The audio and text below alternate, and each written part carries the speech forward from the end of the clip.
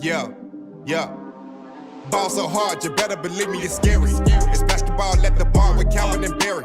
So put a tip in the jar, cause these dudes can really fill it up. Whether it's buckets you need or just a beer in a cup. We're here for fresh conversations and some delicious libations. Subscribe to the channel and turn on the notifications. My boys got you covered like you being guarded by Peyton. From the glove to the claw and everyone else in between. Calvin and Barry got everything that you need. So sit back, relax, because we're starting the show. It's basketball at the bar. Grab your drinks and let's go. Yeah. Grab a drink and let's go. Subscribe to the channel and turn on the notification. Calvin and Barry. Subscribe to the channel and turn on the notification. Let's get it.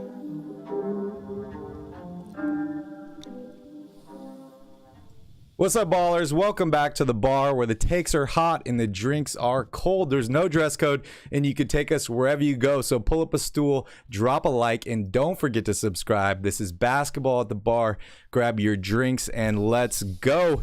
Welcome in, everybody. It is Wednesday night, and this is Wednesday Night Parties. Welcome in to everybody joining in from Royal Rebounds. This is our all NBA channel. We talk about a bunch of stuff around the league. We put out multiple NBA videos weekly or every other day, and then we are live every single Wednesday night for Wednesday Night Parties. But Calvin, let's talk a little bit more about this Kings victory. We got to see the Kings win tonight, 127-120 over the Cleveland Cavaliers. Tito's busting out the bong tonight. Congratulations, Tito. I'll drink fun. to that, Tito. Yeah, we got everybody joining in here. Sorry, we had to cut the other channel a little short tonight to jump into this one, but go ahead and drop all your questions, all your comments here in the chat, and we'll definitely go over everything we can over this Kings game before we start talking about the state of the NBA. So, Calvin, I kind of cut you off there about your take on DeMarcus Cousins and his tweet today on joining the Sacramento Kings. Did you have any additional things to throw in there before I state my opinion? Well, look, I think that everybody's enamored with the idea of DeMarcus Cousins being able to do a lot of the same things that Sabonis can offensively. He's a really good passer. He's good with his back to the basket. He's a great interior player. Definitely not the same type of player that he used to be. And that's where a lot of my concerns stem from. He's not a defender. We need an interior defender on this team, right? Or a rim protector. He doesn't help with that. I'm questioning how many games he's going to be available for. I don't even know when the last time DeMarcus Cousins played. It was some point last year with Denver, but I just worry about giving a guy a lot of minutes potentially in a roster spot for somebody that you're not sure how available they're going to be, and he doesn't fix any of the problems that this team has. He's yes, a big rebounder, but he doesn't cover a lot of ground well. He's not an interior defender.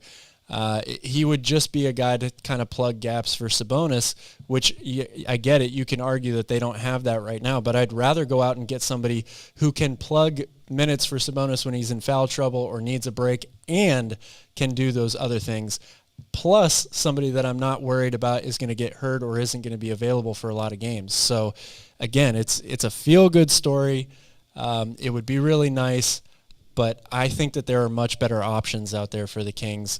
I don't know how feasible it is to get some of these options, but there are plenty of guys that I would go after before I turn to signing DeMarcus Cousins. That's just me. I am so mixed on this situation because, honestly, I love DeMarcus Cousins. When he was playing with the Kings, I really liked DeMarcus Cousins. And yeah, I see you guys in the chat here. I thought he was the best center in the league at the time. I really did. But, the attitude issues, all that stuff. But that was a long time ago, guys. He's not the best center in the league anymore. No. He's not even close. Yeah, I don't think anyone thinks he's the best center right now, Calvin. But, I was actually on board for the trade. I thought it was the right move to trade him, to move on. But, you and I talked about this. And, we had talked about Mo Bamba, some of these other centers, that potentially would fit better on this team. But all those guys cost something, right? You got to give up something. Versus I think that DeMarcus Cousins, you could sign him for nothing, right? Because nobody's signed him. And you could give him a short leash. And if he acts up, you could cut him. And it's almost no harm, no foul. But at the same time, it's like, do you want to risk messing up chemistry? Because this was a guy this was his team. Everybody knows him. Dude, you and I have been there to Sacramento riding around in taxis, and the taxi drivers have told us how much of an asshole the guy was. So it's like, maybe everything that he's been through over the past, I don't even know how long it's been, 5 years now or so, has helped humble him maybe, and made him maybe a better teammate, maybe made him, a little bit more patient, something like that. Obviously, seeing the tweet from him today, makes me feel a little bit better about him. He's obviously rooting for the Kings. He said he wants to help them get back to the playoffs. Or maybe he's just looking for a job right now. So yeah, I don't really know. That's exactly what I was going to say. Sounds so like mixed. somebody that's missing an opportunity to play and is desperate. So that's what I'm saying is I'm really, really mixed on this. I'm not going to sign DeMarcus Cousins and make him the starting center of this team. That simply is not going to happen. However, I feel like he could be helpful in certain situations. One of them is when Sabonis is in foul trouble. We've seen multiple times this season, like in the last game where I told you, Sabonis is in foul trouble. There's not really anybody else that can go out there and do what he can do, right? We put in Metu. Metu's been able to pass the ball a little bit. I thought Metu was playing well this season. Then tonight we saw him take 2 bogus 3-pointers and turn the ball over in a bad situation. And travel wide open from another 3 because he forgot that he was open and maybe shouldn't shoot. Exactly. And, that is a situation that I think DeMarcus Cousins really could help this team out, is if he was willing to take on a role where Sabonis is in foul trouble, you put Cousins in there and he can do similar things. But I think it does hurt the team on the defensive end of the floor. And also, honestly, Calvin, when he was in Sacramento, he raved about Coach Malone, who is now with the Denver Nuggets, right? And he played with Denver last year. We saw him getting into it with his teammates during the playoffs in with the bench, which makes me think that maybe this guy hasn't really changed. So I'm honestly so mixed on this situation. It's pretty much a flip a coin for me at this point. But I would entertain it. If I'm the GM of the Kings, I would take a meeting with DeMarcus Cousins. Not saying I would sign him, but I'd be open to the conversation. Yeah, I mean, when you think about what the Kings have coming off the bench behind Sabonis at center, I'm certainly not going to sit here and argue that they have a better option right now than DeMarcus Cousins, because they don't. They don't really have any option. They just desperately throw people out there. I think it does create a bit of a conflict with the style of play. I mean, it's pretty clear to me that Mike Brown wants guys, even Sabonis, he's not the quickest or the fastest big man out there, but he's able to move. He's able to cover ground. And DeMarcus Cousins certainly was at one point a guy that could move for somebody his size, but I'm not so sure about that anymore. And you can see that Mike Brown prioritizes, instead of going with big dudes like Alex Len and even Rashawn Holmes in a lot of cases, he's going with Trey Lyles and Metu, because he wants the guys that are able to cover ground, rotate better defensively, more athletic, and he's sacrificing a little bit of size in order to play that style. So yes, Cousins does have a lot of similar traits to Sabonis in that he's a good passer, and so things like that would still work. Good shooter, yes, but I wonder if they would have to change their style of play a little bit, because they'd be having a guy who isn't really as mobile as a lot of these other centers. So, and he's also a guy that's not going to sit there and block a ton of shots either. It'd be one thing if you could say, well, he's not as mobile, but he's a great rim protector. Cousins is not that guy, definitely not at this stage in his career. So it's a low risk move, because like you said, you won't have to pay a lot to get him. And you won't have to give anything up on your current roster to get him either. Mm-hmm. But it's still a bit of a gamble to me. I'm really not so sure about it. Yeah, I saw someone mention in the chat. They said DeMarcus Cousins is in the best shape of his life. Obviously, he I don't see how that could be possible. Well, I mean, he was always kind of a little on the chubbier end, come on, right? Barry. After all of the major injuries, and how old is DeMarcus Cousins? 30 something? Yeah. You can't sit here and tell me that he's in better shape now plus all the injuries than he was when he was 24, 25 years old. That's not possible. I think maybe his body looks better off, right? Like he's probably got a lower fat percentage. Maybe his conditioning's a little bit better. But yeah, obviously the joints are not in a better shape. The ligaments are not in a better shape than they were, 10 years ago or something like that. Matthew says, I can't deal with the attitude. This is bench Matthew, off the bench Matthew, 6-man Matthew. Shout out to bench Matthew for that. That was fucking awesome. Shout out to let's call him 6-man Matthew, or we can call him the 6. Shout out to the 6. Can't deal with the attitude. Yeah, it's really tough, man. It was just a few years ago. I was in Milan with my cousin. We were walking around looking, we're like, we want to get some great Italian food. Where are we going to go? And I get a notification on my phone that DeMarcus Cousins threatened to kill his ex-wife or ex-girlfriend or something like that. And I'm just like, man, when is this guy going to learn? Because, when he was in Sacramento, we heard about like how much of an asshole he was on the court, but how nice a guy he was off the court, right? But then, like I said, when we're, meeting taxi drivers in Sacramento telling us about how much an asshole he is, and you hear more and more stories about it, it's kind of like, okay, a spade is a spade, right? So that's kind of why I'm so mixed. And yes, he does have an attitude. So the only condition I would even be willing to consider signing him would be having like an extremely short leash. And if he blew up on anybody or any situation happened, like he's out right away. Like this is you got to be clear. Like this is your last chance for sure. But hey, I don't know. We'll definitely see what happens. Really, there. Something that you want to do with a team that looks to be gelling and improving and on the right track and all that? Do you want to take a chance on a guy who you have to tell, hey, be careful, one little fuck up, and you're out of here? Yeah. I don't know. That's tough. What do you think the Warriors told Draymond Green when he punched Jordan Poole in the face? You think they told him one more F up and you're out of here? No. They know he's gone at the end of the year anyway. You think they're like, keep doing what you're doing, Draymond? Yeah, we love it, dude. We love the locker room presence, the leadership, And even though Draymond is definitely diminished from what he was, 3, 4, 5 years ago, Draymond still has more of an impact on a game today than DeMarcus Cousins does. So, Faquan says, I'll take Cousins or Keita over Metu being our backup big. What are your thoughts on that? It's hard to argue with that. Definitely hard to argue with that. I'm so mixed on Metu because I do really like Metu. I wish that he would become a good player. But yeah, dude, he needs to work on shot selection. Some of the times I see him play, because dude, I was raving about him during the game today, right? I'm like, he's probably the most athletic on this team, or at least athletic, lanky big man that can roll the basket. I think he's got defensive potential. Obviously, he can finish at the rim. We saw that horrible pass tonight by De'Aaron Fox. Anybody else on the team would have fumbled that pass. Metu is the only person that would have been able to finish that dunk, and he did.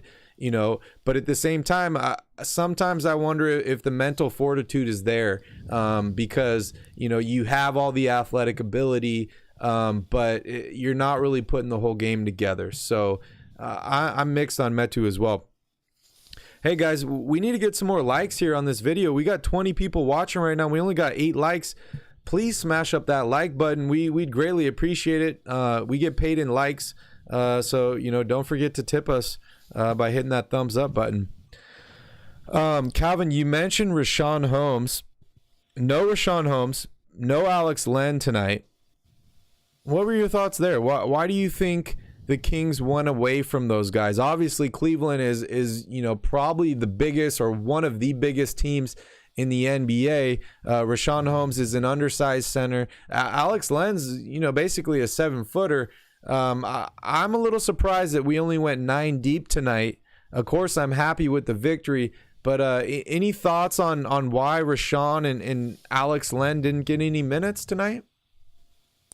Well, you've heard Mike Brown. I forget exactly when he said this. It was a couple of games ago, but he said that he needs to tighten up the rotation. He's been tinkering around too much. It's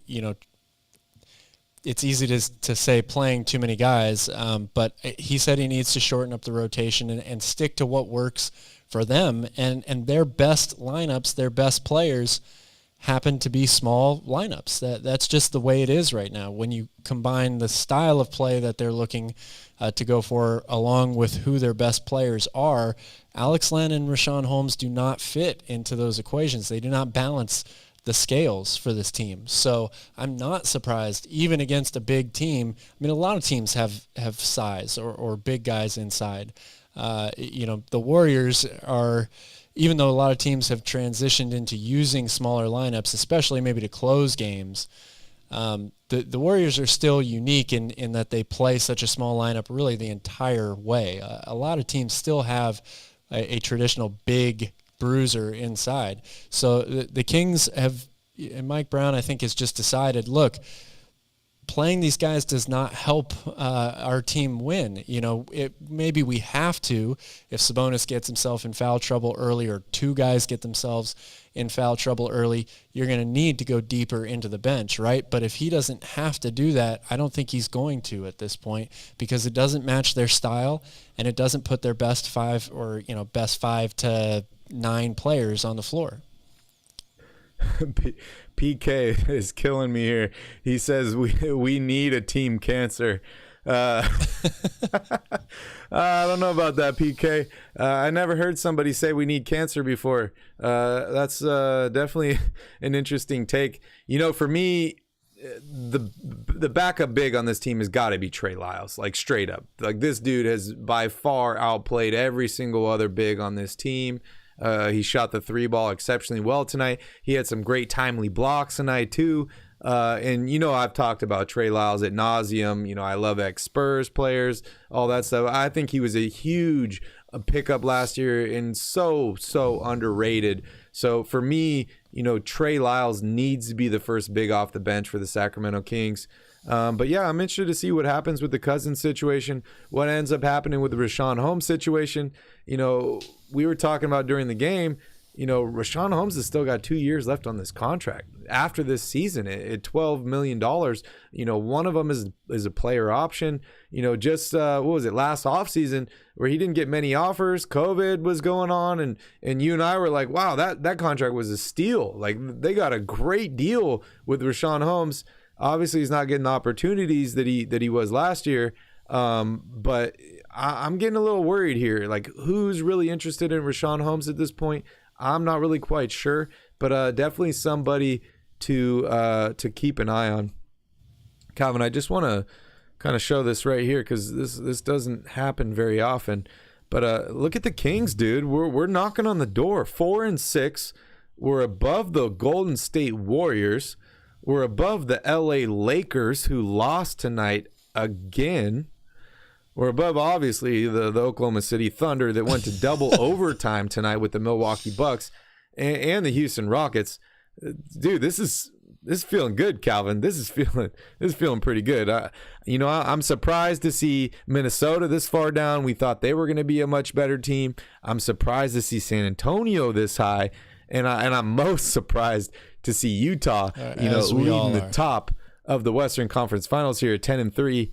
I do think the Kings are going to make the playoffs this year. I've said that constantly. I think they're going to sneak into this top 10, have a play-in game here. I think San Antonio falls out of this for sure.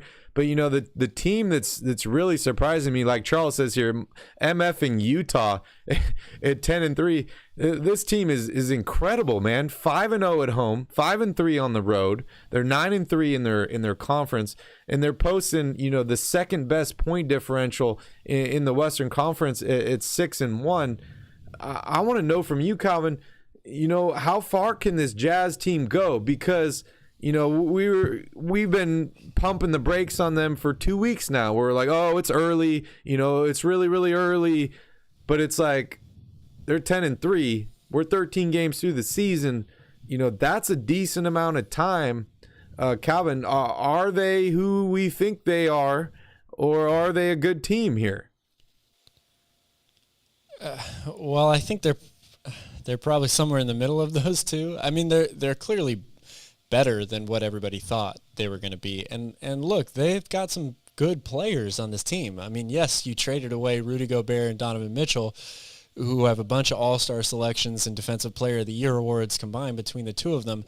But Colin Sexton and Lauri Markkanen are no slouch. Even Taylor Horton-Tucker has been able to play well for them in a bigger role this year. Mike Conley is really relishing the true point guard role, I think. A high assist to turnover ratio with a bunch of shooters. They definitely have something going for them. How far can they go? I'm certainly not going to sit here, and I could be wrong, I'm not going to sit here and say that they have championship potential. I just think that when you slap together a brand new team like that, you can have a lot of regular season success, but as soon as you get to the postseason, it's an entirely different level, especially if you end up playing like the Clippers, for example, in the first round. If they somehow wound up being the first seed, and you got to play Kawhi and Paul George, in the first round of the playoffs as the 8th seed, that's not a good matchup for Utah. Not a lot of playoff experience from a lot of those guys either, outside of maybe Jordan Clarkson, who was there. But they remind me a lot of the Utah team that was first in the West, just a few years ago with Donovan Mitchell and Rudy Gobert. Great regular season team, really good three-point shooting team. But they faltered in the playoffs. They just didn't have the right combination, and they ran into some really good teams. And when you have to play a team in a 7-game series, it's a lot different than playing them in the regular season. So I still, expect there to be a little bit regression, back to the mean from this team. They could certainly still end up being a playoff team, but I'm not going to pick them to win the title. That's for sure. Oh, yeah, they're definitely not a title contender in my mind, but I'm just so surprised to even see them here. That they are in the playoff race. This has got to be the quickest rebuild that I've ever seen in my life, right? You send out Donovan Mitchell to Cleveland. I think that trade's worked out exceptionally well for both teams. And then you look at the other guy they sent out, Rudy Gobert, the guy that started COVID, to Minnesota for an absolute huge package. And Minnesota's struggling here. They're 5-7. They're trying to work new guys into the rotation. And Utah's like, we got draft picks, we got a ton of young players, and we got the best record in the Western Conference. It's crazy, man. The Utah Jazz, I got to give a shout out to them, man, to the players, to the coaching staff, to the front office. They've done an incredible, incredible job. I've never seen anything quite like it. It's really, really crazy. Tito says, Sabonis reminds me of Pau Gasol. He doesn't know why. That's an interesting take there. Calvin, any thoughts on that? I'm going to give you the floor, and I'm going to go grab a beer real quick. I could see a lot of comparisons. Big, tall, white guy from Europe, good passer, good shooter. Why not? Both have goatees. Sure, I could see a lot of comparisons, I guess, there. That makes a lot of sense. $1,000 to the channel if Utah makes the playoffs. All right, PK, I will hold you to that 100%. That would be incredible. Progressive G, thanks for joining in. We did talk a little bit, especially right when we first came on, about DeMarcus Cousins joining the Sacramento Kings, and yes, Carmichael Dave has support. I'm not sold on it. I don't think that it's really I don't think it would be the best move the Kings could make. I don't think it would be the worst move either, because they pretty much have no center available to come off the bench. But man, Barry, welcome back. PK says he's going to donate $1,000 to the channel if Utah makes the playoffs. Looks like I need to go get a beer more often. That's the best news I've heard all day. Awesome. We'll hold you to it. Amazing. We'll definitely hold you to it. Faquan says, oh, what did I miss here? Holmes can't create or do nothing once he gets the ball. LOL, he just sits there for a handoff. Yeah, I couldn't agree more. That was another thing that Calvin and I were talking about during the game. And one of the problems with Richaun Holmes is the dude is so one-sided, or one-dimensional. And it makes it really hard. He can't really get his own shot. He's good at filling the lane, and he's good at like people setting him up. So I think that's a reason why he hasn't had a lot of playing time this season, and maybe why teams maybe won't be interested in trading for him. But yeah, that's wild. Tito says LeBron got hurt today. Calvin, did you hear about that? I did not hear about that. I'll definitely have to check that out. In other news, the Lakers reportedly will not trade first-round picks if they continue to lose basketball games. That's bad news for the Lakers and for LeBron James. And if he did get injured today, that's not good for them. They're 2-9. They're going to continue to lose basketball games. Russell Westbrook's been playing well off the bench. He's been shooting well, which is very, very surprising. If you were to ask me, what was more likely to happen this season, the Jazz to be number one in the standings 13 games through, or Russell Westbrook to be a good jump shooter, I would have said neither. And they're both happening, which is pretty wild. But it looks like they're probably not going to get a guy like Kyrie Irving then if they're not willing to give up those draft picks. What do you think, Cal? Uh-oh. You got the LeBron? Did you hear that? I heard some music. I didn't hear LeBron. Hold me to it, Calvin. I will hold you to it. Oh, some music. Interesting. I'm sorry. What were we talking about? I got distracted there. The Lakers trading, dude. They said they're not trading the first-round picks if they continue to lose basketball games, and that's what they're doing. Also, hold on. Before I let you take that, I want to welcome everybody in that's just joining the channel. If it's your first time here, this is our all NBA channel. Please go ahead and subscribe. We do these lives every single Wednesday night. It's a lot of fun. Grab a beer or a water if you're underage or whatever. Have some fun. We talk about the entire state of the league, and we have a lot of fun while we're doing it. We're also giving away a $250 Fanatics gift card on this channel once we reach 1,000 subscribers. So on the homepage of this channel, there's a video called Fanatics Gift Card. If you just watch that video, it's like 30 seconds. You like it, you write your favorite team in the bottom. You will be entered in to win that. But Calvin, go for it. Lakers making a trade here. I mean, if you're going to continue to lose, it makes sense to hold on to those draft picks. They don't have many left. To me, when you're talking about LeBron, I think it's more important to go back to the extension that he signed this offseason. I was incredibly surprised that he signed that extension, given the state of the franchise, the fact that they were in complete disarray from a roster standpoint. This was before they had signed anybody. For a guy who could basically go wherever he wants at the end of this season, getting towards the end of his career, all he wants to do is win that 5th ring or try to get more.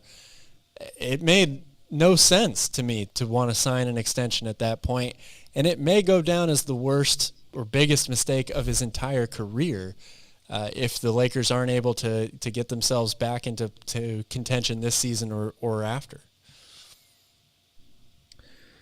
Yeah, probably. And apparently he left the game tonight with some leg soreness, so it doesn't seem like anything major. It just happens when you get old, man. We're getting old. Sometimes I wake up and I'm just sore. It's really crazy. The Pelicans have the Lakers 2023 first-round draft pick, and it's actually a pick swap. I think it's top 5. I thought it was top 5 protected. No, it's not protected. It's a pick swap. Okay. So I think they can swap it either way. That's crazy. That's really, really crazy. Not good for the Lakers. Not good for the Lakers at all. The Pelicans are loving life right now. They're absolutely loving life. So we mentioned Kyrie Irving here. The point guard continues his suspension after posting some inappropriate things. He's got a checklist of things he needs to complete before he'll be reinstated by his basketball team. And apparently the GM, Sean Marks, has not had a single conversation with Kyrie since the suspension started. We've been hearing rumors that potentially he's done in Brooklyn. We've heard rumors that potentially he's going to retire from the NBA or the team is just going to release him. Any updates from you, Calvin, regarding Kyrie Irving? Well, I know Kyrie Irving met with Adam Silver today. Just another one of those checklist things that he's being required to do. I'm sure I would love to have been involved in that meeting, just to be a fly on the wall or sit and listen. Not so much because I'd be surprised to see what Adam Silver had to say, but I wanted to see what Kyrie Irving had to say back to him. Nobody can tell what's going on in that guy's head. It's baffling to me.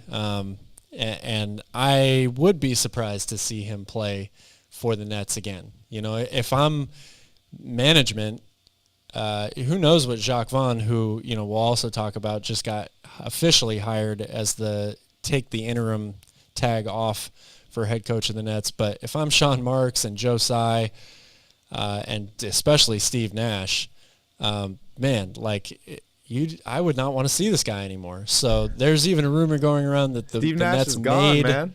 I know, I get that, but of the people that are still there. But there's even a rumor going around that the Nets made a list of requirements for Kyrie Irving to rejoin the team that they felt he would not be able to meet in order so that they could have an out to get rid of him. Yeah. Yeah, I saw that as well. It's so ridiculous how crazy this situation has gotten. And when you think that you've seen the most ridiculous thing, Kyrie Irving continues to say, "Hold my beer. I got another one for you." So I do not envy Sean Marks. I've said that for a long time now, going back to last year. I do not envy any of his teammates for having to deal with him.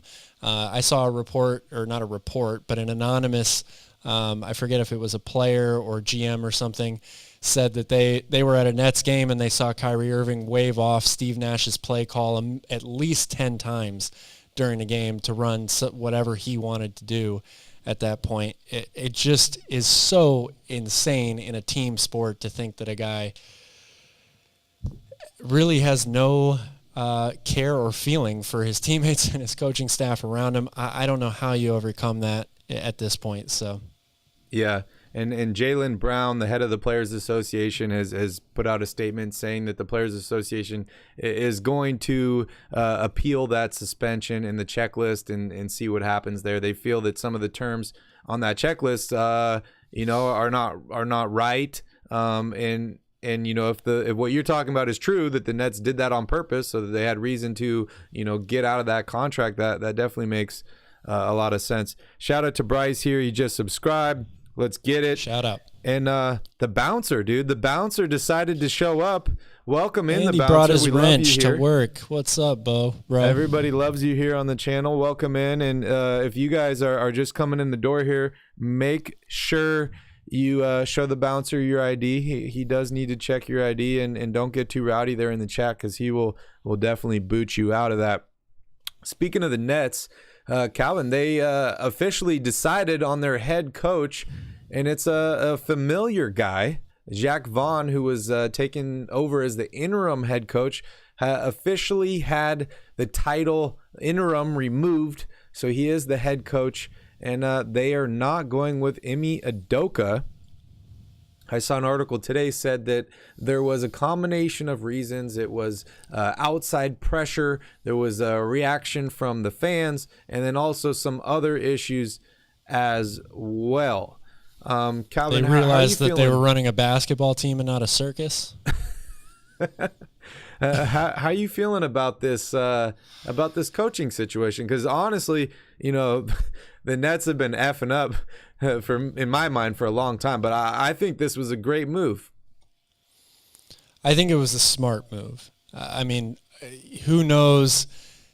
Ime Udoka certainly has proven in a short amount of time that he has the ability and the potential to be a really, really good coach in this league. So could it have worked out better in the long run by hiring him? Yeah, it certainly could have. But I think that given everything that's going on with this team right now, this was a smart move. A guy who is, not off the Richter scale or on, the league's radar for anything, has a lot of coaching experience, has been with the organization for a long time, has a good relationship with the players. This was a smart and safe move right now for a team that needs to come back down to earth, and also give Jacques Vaughn a lot of credit. In the short amount of time that he was the interim head coach, he fixed a lot of their problems. They were one of the worst defensive teams in the league under Steve Nash. They've been much, much better ever since they made this change. So hats off to the Nets organization, who's got a lot on their plate right now, and certainly has a lot of tough decisions to make. I think this was a smart choice. Yeah, good move. That wrench is fire, says PK. The bouncer's got a headache. Are you drunk again, or were you drunk last time and maybe you got a hangover, or hopefully not something worse? Can you smell and taste? Alfie Man says 2 chains. Yeah, Calvin, dude, flex that chain, man. You're wearing that chain. Another Kings victory tonight, dude. That's this right. was a great win. That was a great win. getting a Looks little like heavy. Calvin's DJ stuff behind him is on fire. No, there is a fire. No, it's just the mountain. Yeah. There is a fire on the mountain that I'm looking at right now, and it's getting closer. But yeah. I guess we should give that. We should give that disclaimer again. There is currently a large fire on Maui. It's on the mountain directly behind our house. It's 1,000+ acres already, so we are perfectly fine. Don't worry about us. But if the stream cuts out, it's because we lost power. So just a heads up, we lose power here all the time on Maui. It's part of living in the middle of the ocean. All right, can I get your take on the Pelicans? Yeah, why not? Let's I wanted to dive here into the standings and damn volcanoes. Yeah, I kind of want to dive here into the standings and go over a couple teams, but we can go over the Pelicans first. I'll go first, Calvin, then I'll let you go. Oh, he wants your take, not mine. I absolutely love this Pelicans team. You know my guy, Jose GTA Grand Theft Alvarado. This dude has taken another step forward this year, is playing exceptionally well. He's great at defense, but it seems like he's gotten even better at offense and shooting the ball. It looks like he's become a little bit better passer. He's not turning the ball over as much. All good things for them. But I absolutely love this Pelicans team. I think it's still taking them some time to integrate in, all the new parts. They traded for CJ McCollum last year. Obviously, Zion didn't play at all last year. So I think they're trying to figure out what system works best for them. But I think this team has size. I think they have shooting. I think this team is really, really versatile. And honestly, I'm surprised they're in the 8th seed right now. I do not expect them to be there much longer. I see this team as potentially, now I'm saying potentially, a top 4 team in the Western Conference towards the end of the season. What about you, Cal? Oh, I agree. I've been super high on this team now all offseason. Excuse me. I appear to have something in my eye, so I'm not crying, but I do love the Pelicans. Gosh. All right, well, Calvin's getting that out of his eye. PK, Ime Udoka is not suspended by the league. He's only suspended by his team. So if another team were to work out a deal, with the Celtics to potentially, get him, he is not suspended by the league. So he is eligible to play, but it's pretty much up to his team on when to clear him or not. Calvin, how's your eye, dude? Are you Rashawn Holmes in right now, or what? I'm still struggling, but I will say that I Garland. love the Pelicans. I do think that they're a top 4 team in the Western Conference. I said that before the season started. They're such a deep and complete team. CJ McCollum was the perfect acquisition last year. If they, have their full lineup, they're, in my mind, one of the best teams in the NBA, honestly. It's just about getting the reps. And I think that they're a lot like the Golden State Warriors in that they've got all of these guys that they're able to bring in themselves, within the organization, draft these guys and develop them. Herbert Jones, Jose Alvarado, the list goes on. They're a great shooting team. Trey Murphy is another guy who's taken a huge step forward this year. I love Valanciunas. They're a really, really complete team. And I certainly wouldn't want to draw them in the first round of the playoffs, no matter what their seed was. Yeah, and Jackson Hayes has been playing pretty well also. So this team Yes, is Brian, I did get fouled. extremely deep. Calvin, anybody ever told you look like Darius Garland when you squint your eye like that? I wish I could play like Darius Garland. Oh, man, that's hilarious. I would lose my right eye to play like Darius Garland. Bryce says, why are the Nets so bad?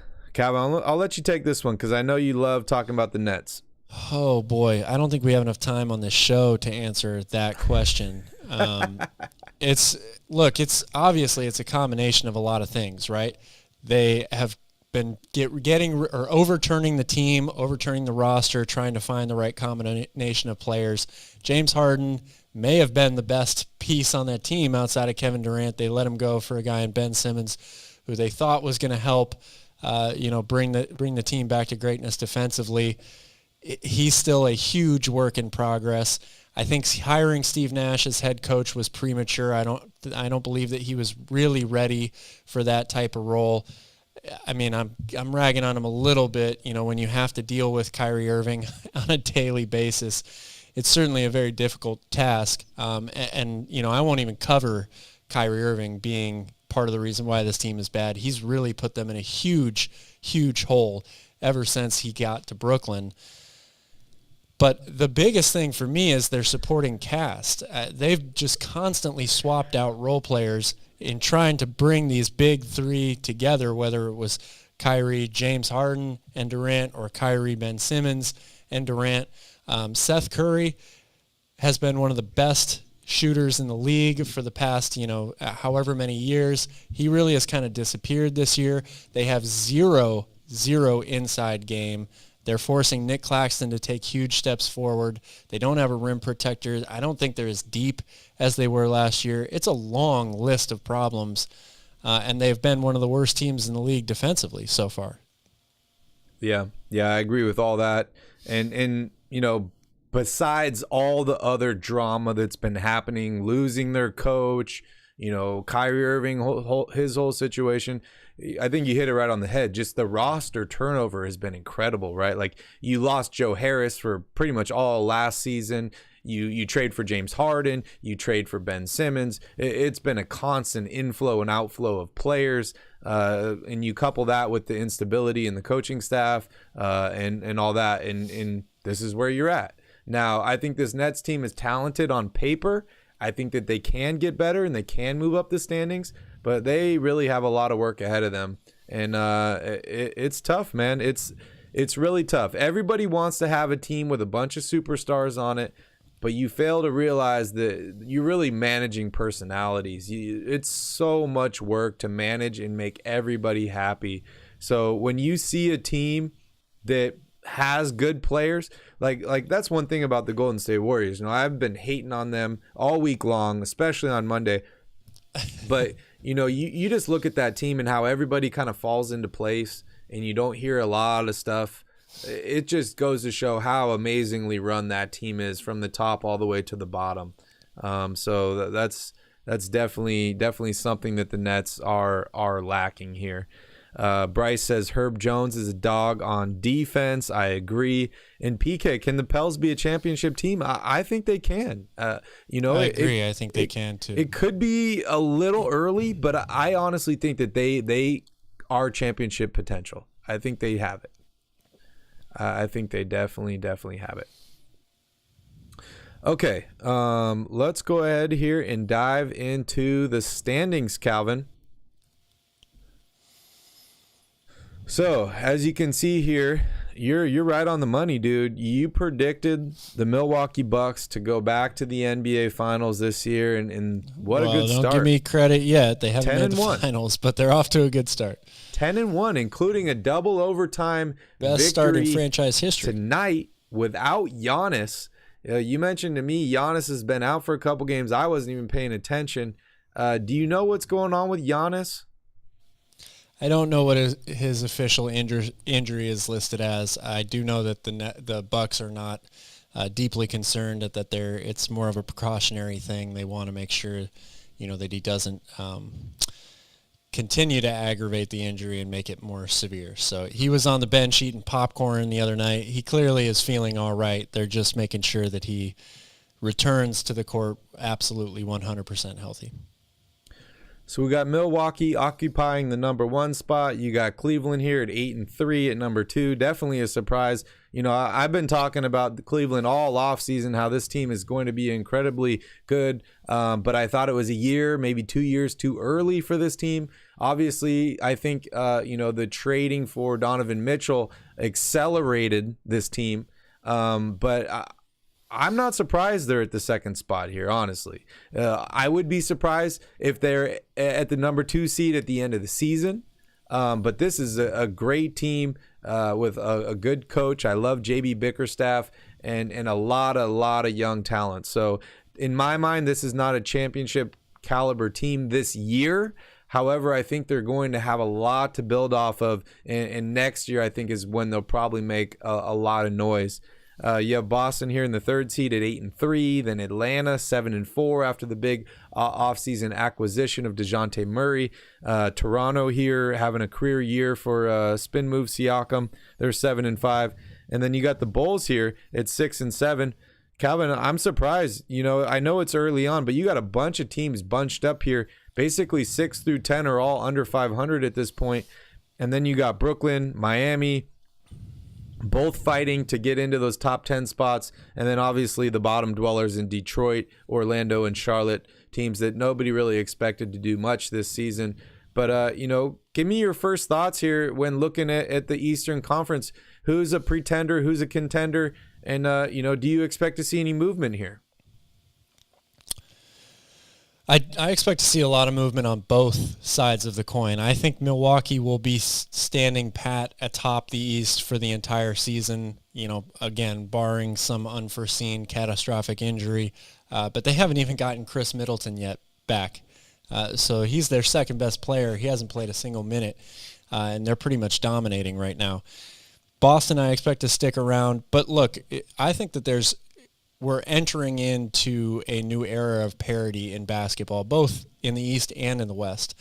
The amount of talent in the league is so high at this point. I think it's higher than it's ever been, and it's fairly evenly distributed throughout the league. So the era of super teams and guys teaming up to go to one team that makes that team, the dominant team of the whatever conference it is for a 5-6 year period, I think that's over with. You're going to see a lot of teams be good and competitive and beat each other up. So I think it makes a lot of sense that you see so many teams in the middle bunched up together in both conferences. That's probably going to be the case for a while. And you're probably going to have multiple different types of teams that make runs at championships, for the next foreseeable future, really.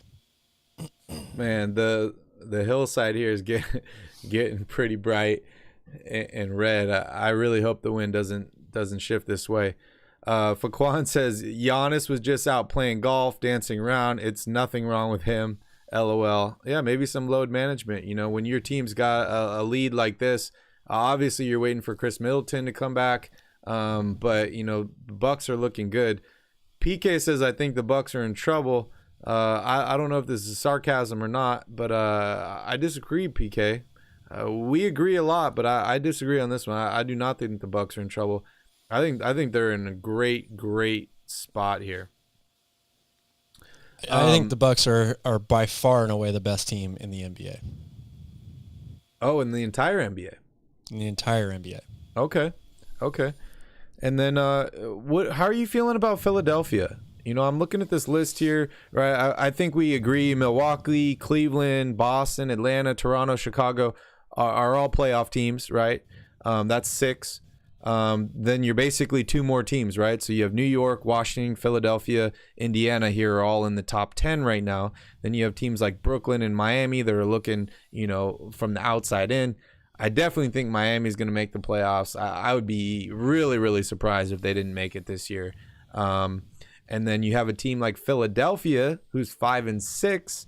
I think this team is just waiting to pick up their stride and get going. I'm a big fan of Tyrese Maxey. I like Joel Embiid. We're waiting for James Harden to be James Harden. But what are your thoughts on Philadelphia and why they're struggling at this point? Well, I think that they got off to a slow start. Obviously, every team's got a pretty rough schedule, it seems, to start the season. So they definitely had a lot of tough games early on. they haven't really been able to turn up the notch defensively as much as I think they would like to. And look, they just lost James Harden. He's going to be gone for a month. So he did start the season playing pretty well. They get great games out of Tyrese Maxey and Joel Embiid pretty much every night. Outside of that, if James Harden's not on the floor, it's a little bit of a crapshoot. You know, Tobias Harris is a very solid player. They need him to step up big while James Harden's not out there. They need him to be back in the 25-plus range scoring, I think, in order to stay competitive. And I'm not the biggest fan of their bench either. I like a lot of the pieces they have. Paul Reed is a guy who I raved about coming out of the draft as a second-round pick a few years ago. I thought he could turn into, one of the next great second-round picks. I think he's steadily improved, but for the most part, from a whole perspective, they don't have a ton coming off their bench.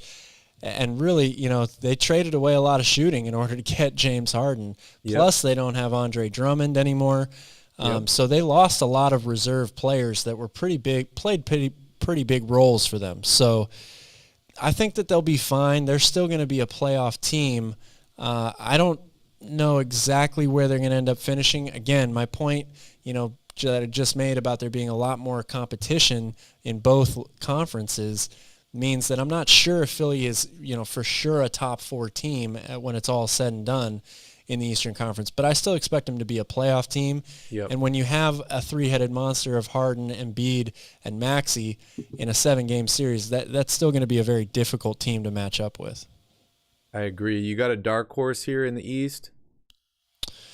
I like the Raptors as a dark horse team. I think most people kind of envision them as a playoff team anyway, so I don't know what your qualifications have to be a dark horse team. But with how good Pascal Siakam is playing, Scotty Barnes another year under his belt, this team feels like an up-and-coming team for sure. Fred VanVleet has been great there for years now. So if I had to pick a dark horse team, I would go with the Raptors. Yeah. I think for me, a lot of people look at the Pacers, right? I like Tyrese Halliburton. Ben Mathurin is killing it, right? If it wasn't for Paolo Banchero, this guy would probably be in talks to be Rookie of the Year because he's played incredibly well at this point. And Calvin, dude, I got to give a shout out to you because I know how high you were on him coming in the draft. You were high on him. You were high on Keegan Murray, 2 guys that have been absolutely playing like they should be this year. As far as dark horse for me, it's hard to define the definition of a dark horse, right? Yeah. But for me, I think I got to go with Brooklyn. I don't think a lot of people are going to like that decision, but this team is one of the most talented teams in the NBA on paper. There was a time last year where they had the best record in the Eastern Conference before going on that horrendous losing streak. Yes, they got to make it work, and there's a lot of things that are in their way. But I just think this team has so much talent. If they can really figure it out and put it together, this team can be one of the best teams in the NBA. Now, that is a huge, huge if. So that, for me, I think qualifies as a dark horse. Also, I'll throw another team in there and allow me to get on my soapbox, my homer pick here Chicago for a couple of minutes. But let's not forget about the Chicago Bulls. And I will say that for one reason. When they get Lonzo Ball back, it's a big if. I don't know what he's going to look like. I don't know how effective he's going to be. But if he is healthy and comes back into this rotation, the Bulls are a dangerous team in the playoffs if they're healthy for 2 reasons. They can really lock down defensively with guys like Caruso, Lonzo Ball, and even Ayo Dosunmu has been a big, big addition for them as a second-round pick in last year's draft. And they've got 2 guys who are deadly shooters and shot makers in close game situations. In a playoff-type scenario, that is huge. So don't sleep on the Chicago Bulls if they are healthy. Yep. Faquan says that he wouldn't consider the Nets a dark horse. What's your definition of a dark horse, man? Because I'm really interested. I'd pick Miami, but they have 2 to 3 All-Stars as well, like you're saying here. Brooklyn does. I think Philadelphia has 2 to 3 All-Stars. I don't see, as much as I like Washington, I don't see them making any any movement here, and they potentially have 2 to 3 all-stars, right? If you were to take Porzingis and Beal, that's 2 all-stars right there. And I don't see the Pacers making any moves. So yeah, that's a tough question. I'd like to know what your definition of a dark horse is. Calvin, let's move here into the Western Conference. And you can't choose Utah as your dark horse. But taking a look at the standings here, obviously Utah's in first place at 10-3, which is absolutely ridiculous in my mind. Shout out to them, for making it work. I do not expect them to be here for very long. But then again, I said that last week as well. You got Phoenix at 8-3, Portland at 8-3, also a surprise for me. You got Denver, Memphis, Dallas. Then you have the Clippers, the Pelicans, San Antonio, and Minnesota rounding out the top 10 here. There's a couple teams outside of the top 10 that I got my eyes on. My squad, the Kings, obviously 4-6. They won tonight. They are ahead of the Warriors. They're ahead of the Lakers, and you got the Thunder and the Rockets here at the bottom. I don't think anybody expects anything out of the Thunder or the Rockets, and probably the Lakers, considering how bad they've been playing, even though they have 2 or 3 all-stars on their squad. But Calvin, I mean, I as bad as Golden State has been, I can't envision them missing the playoffs this year with that squad. That would be pretty crazy. They're absolutely decimated by injuries, right? So you look at this list, I don't expect San Antonio to be here much longer. But outside of that, it's like, it's hard to choose a lot of these teams, right? Like Utah, if they keep playing, they're probably going to be in the top 10. I didn't think they would be, and there still is a lot of games, right? We got 60 plus games to go, so they could easily fall out of the top 10 here if due to injuries or something else happens. But give me your thoughts here. Who's making the playoffs? Who's a contender? Who's a pretender? And then we'll talk about the dark horse afterwards. Man, the West is even tougher. I think there are a lot of contenders in the Western Conference, and obviously I wasn't even thinking, up until maybe a week ago that Portland and Utah would have to be mentioned in that breath. You look at all the other teams there: Phoenix, Denver, Memphis, Dallas. The Clippers were my pick before the season started to come out of the Western Conference. New Orleans, I thought, was a top 4 team in the Western Conference. Minnesota is one of those teams that could have either jumped up huge or, you at least expect them to be somewhere in the 7 to 8 range. And we're not even talking about Golden State, who's not even in the top 10 at this point. So the West is really, really, really tough. For as far as contenders go, I still say Phoenix is a contender. I love the Denver Nuggets. I love the Memphis Grizzlies. I'm not as high on the Clippers today as I was before the season started, just because it's clear that they've committed to load management and making sure that they don't lose anybody to a major injury, which I think is going to sacrifice ultimately a good playoff seed. But again, I think that given what happened to them last year, missing the playoffs altogether basically because of COVID, and having to get stuck in that play-in tournament, their whole goal this year is let's just get to the playoffs with a healthy team and then see what happens from there. I don't know if that strategy is going to work for them or not, but they certainly have a ton of talent and playoff experience to ride if they get into that situation. As far as dark horse, I think the easy pick right now is Portland. I think people are still not giving Utah the benefit of the doubt, and they're going to have to just continue to win as the season goes on in order to change people's minds ultimately. But at least Portland's got a bunch of players on that team that have a lot of playoff experience. They seem to be gelling together really well right now. Anthony Simons has exploded and taken another huge step forward. That backcourt between him and Damian Lillard is just like really, really impressive right now.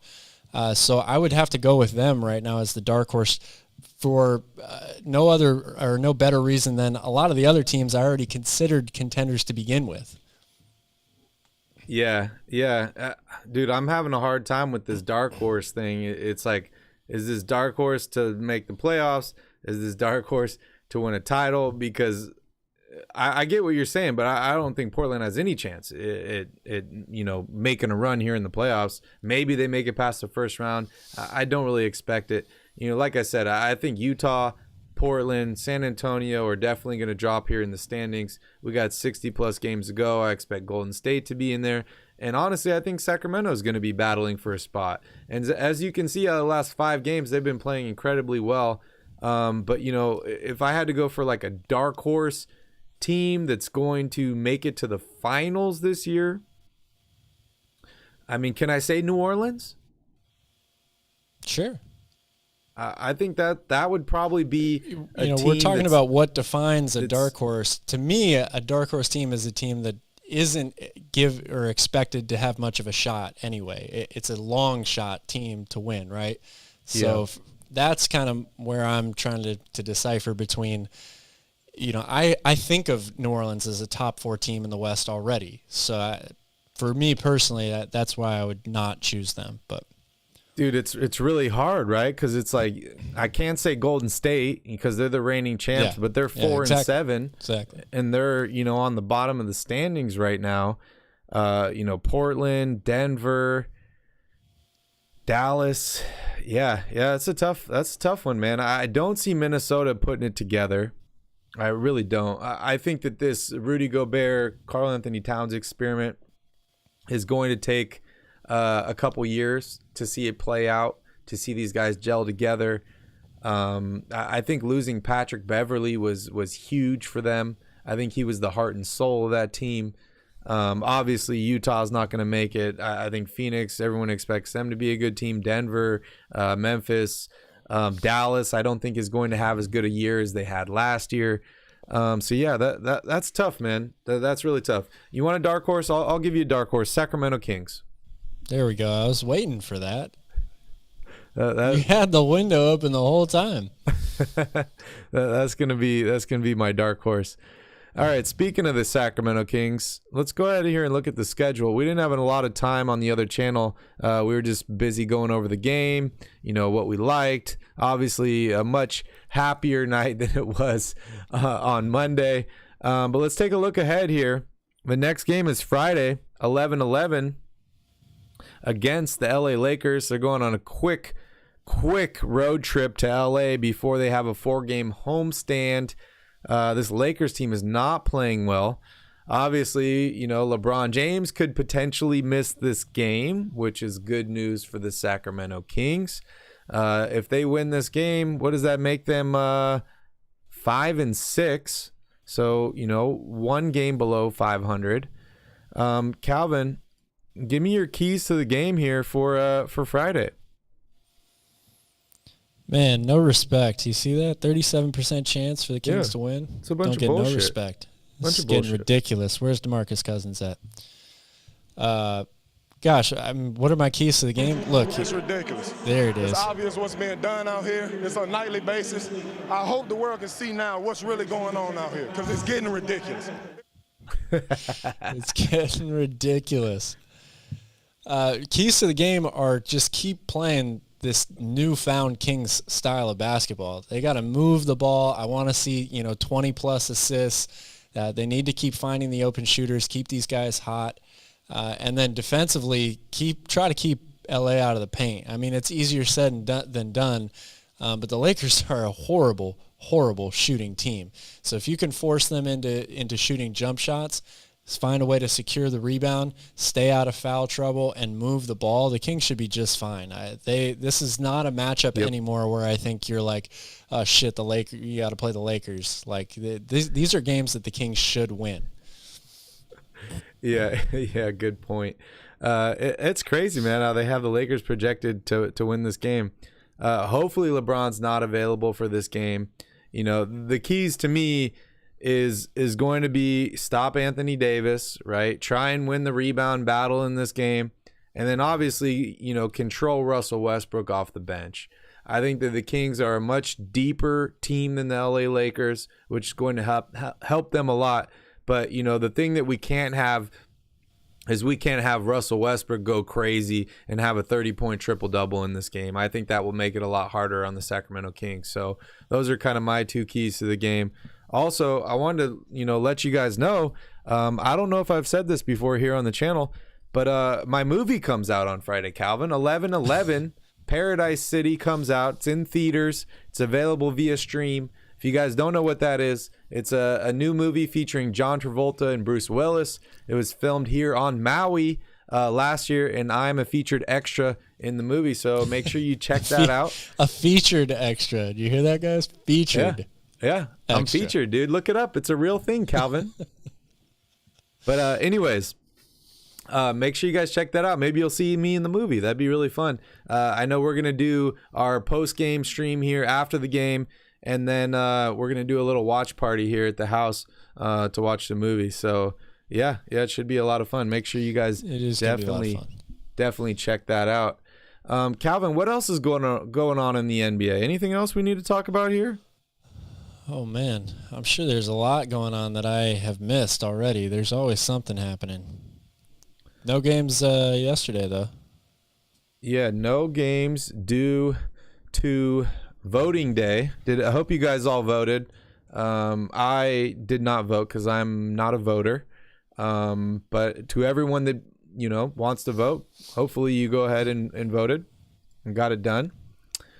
We can take a look here into Pro Sports Daily and check it out. So, yeah, GM Sean Marks says he has not spoken to Kyrie personally after this suspension. That's interesting, man. It'll be interesting to see what happens here. The suspension was for at least 5 games. So I have no idea what that means. But honestly, Calvin, this situation has got to be a huge headache for Sean Marks, a huge headache for the Nets.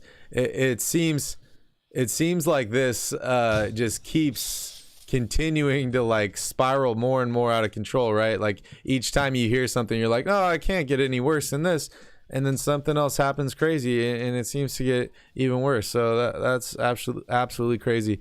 We talked about the Lakers reportedly won't trade first round picks if the losing persists. Interesting there. We know they're definitely going to lose a bunch more games here. The Nets didn't name Ime Udoka head coach over public outcry and more factors. We talked about that. Obviously, we're reaching trade season, right? We got about a month and a half until players that were signed this offseason, I think December 15th is when they become trade eligible. So you're going to hear a bunch of trade rumors coming up in the next months here. Let me check and see any other things here. Any other injuries to report, Calvin? We mentioned Giannis is out now for something minor. LeBron has some soreness. No other injuries that I really know of right now in the NBA. I can't think of many major ones. There's certainly Kawhi has missed, what is it, like 8-9 games in a row or something, but it's not because of a current injury anyway. It's just load management. So I think there's a lot of that going on. I think you wanted to mention something about Quinn Cook, right? Oh, I did. Yeah. Of Quinn Cook, now that you have put me on the spot, I don't know exactly what team it is he signed, nor would I be able to pronounce it if I did know it. But he signed with a team in China following Dwight Howard over to Asia, who signed with a team in Taiwan earlier this week. Let me check this out here. I'll look it up. I'm so good at pronouncing things. So let me see here. Quinn Cook signs with team in China. Interesting, man. This is very interesting. We talked about whether this whole Brittany Griner situation was going to affect a lot of players going overseas to play with other teams. Obviously, a lot of players are boycotting Russia, but it seems like they're willing to continue to go to other countries like China, Taiwan.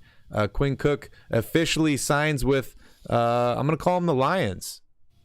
Yeah, it's a good one. Interesting. This is after being cut by the Sacramento Kings. Interesting. He's an NBA champion. Congratulations to Quinn Cook, man. I hope he does well. Yep, wish him the best. Oh, I did also see a story. Your boy, Jimmer Fredette, Nothing But Net, was part of the USA World Championship 3-on-3 basketball team. I think they had the first ever, I don't know if you can look this up or not, but the first ever 3-on-3 FIBA World Basketball Championship, and the U.S. won, and Jimmer Fredette was on that team. Jimmer Fredette, nothing but net. You know they love Jimmer here in Hawaii. I don't know why. Calvin, someone picked Nets as dark horse, I think. PK, that was me, man. You gonna give me a hard time about it? I don't even know what a dark horse is, dude. Give me a definition. No one's picking the Nets to win the title. And don't say Black Beauty. No one is picking the Nets to win the title right now. You know anybody picking the Nets to win the title right now, Calvin? I don't, but that usually means it's a good time to put some money on them. So, yeah, I think they're a dark horse, man. I do. Jimmer Fredette hits game winner, leads USA to FIBA 3-on-3 America Cup title. There we go. Looks like they're Maybe reporting the Kings on should it. bring back Jimmer Fredette. They're reporting on it in Salt Lake City. Oh, how's this, dude? Jimmer doesn't call game. He calls gold. Man, this looks like they're playing the Big 3 League or something. Right? And the game is to 21, I guess. Interesting. Jimmer Fredette, nothing but net. Interesting. Shout out to Jimmer. All right. Dwight Howard signs with a new team in Taiwan. Will he be? Dude, that's interesting because we heard about him potentially signing with the WWE or something. But now he's going overseas to play in Taiwan. Maybe he'll be like the Wilt Chamberlain in Taiwan. It's definitely interesting there. Maybe. Although I think Taco Fall is quickly on that. I don't think he's playing in Taiwan. I think he's playing in China. But he looks like Wilt Chamberlain out there right now. PK, the China League is on Channel 4. You could check it out on Channel 4. Just go to Channel 4 and you'll be able to watch all the games. All right, dude, I think that pretty much ends everything for us tonight. We appreciate you all for joining in. Please don't forget to smash up that like button, hit that subscribe button. We've been working on a lot of fun stuff for this channel. We were hoping we were able to debut it tonight. But unfortunately, we've had a lot of other things going on, so I wasn't able to finish up all the work. However, we will have it done next week, so make sure you tune in for next week's show on Wednesday night. It's going to be a lot of fun. The show's going to be a little bit different, and I think you guys will like it a lot, so make sure you stay tuned for that. Last question here, Calvin. Mike Reed says, I feel like we should have Harrison Barnes coming off the bench. I couldn't agree more. What about you? I still don't think that that's the best version of this Kings team. It's definitely no secret that the Kings need him to play better. But if they can get, average production out of Harrison Barnes, he doesn't need to score 20 every night, but 11, 12, to go along with 7 rebounds, shoot a good clip from 3.